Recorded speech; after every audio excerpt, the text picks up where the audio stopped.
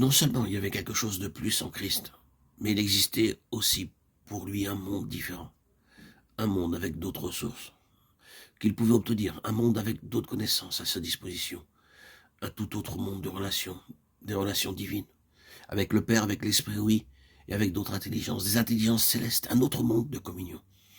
Quel grand univers il introduisait par sa vie ici-bas. Malgré ses vicissitudes, ses difficultés, les contestations, l'adversité, quand il était seul, sans personne pour l'aider. Même ceux qui voulaient chercher à l'aider n'étaient d'aucun secours. Il était seul, ici-bas, sans les ressources de ce monde.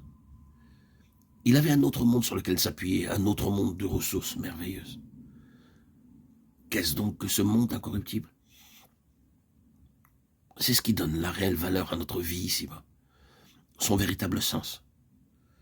La connaissance que nous avons reçue et la connaissance que ce monde possède et dont nous pouvons disposer nous permet de réaliser que tout cela ne peut plus nous aider bien longtemps. Avons-nous quelque chose au-delà de tout ce domaine palpable?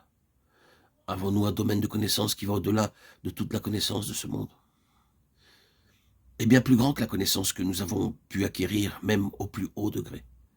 Quand nous aurons épuisé les choses d'ici-bas, alors seulement nous commencerons avec les ressources célestes.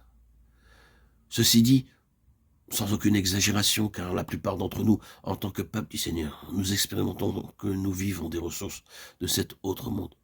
Quand nous prions, nous le faisons. Ou que nous allions avec le Seigneur, nous faisons cela. Nous tirons des ressources d'un royaume qui est bien plus grand que celui-ci. Oh, combien réel cela doit être pour nous et dans notre conscience. Je suis parvenu à la fin de mes ressources. Je suis sur la touche. Je ne sais pas concernant les choses de ce monde, quelle voie prendre. Je suis arrêté et dans une impasse.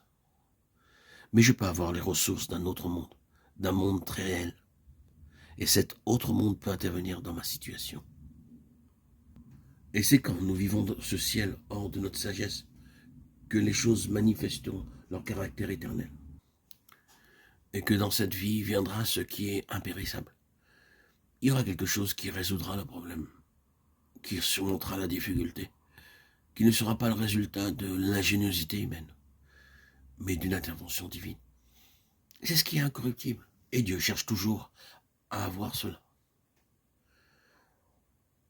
C'est pourquoi il permet peut-être les problèmes et nous conduit dans des impasses pour nous faire connaître que ce n'est pas tout. Il y a des ressources d'un autre monde, infiniment supérieur à tout cela. Il existe un monde différent, un monde avec d'autres ressources, avec d'autres connaissances, un autre monde de relations, des relations divines, avec le Père ou avec l'Esprit, et avec d'autres intelligences, des intelligences célestes, un autre monde de communion.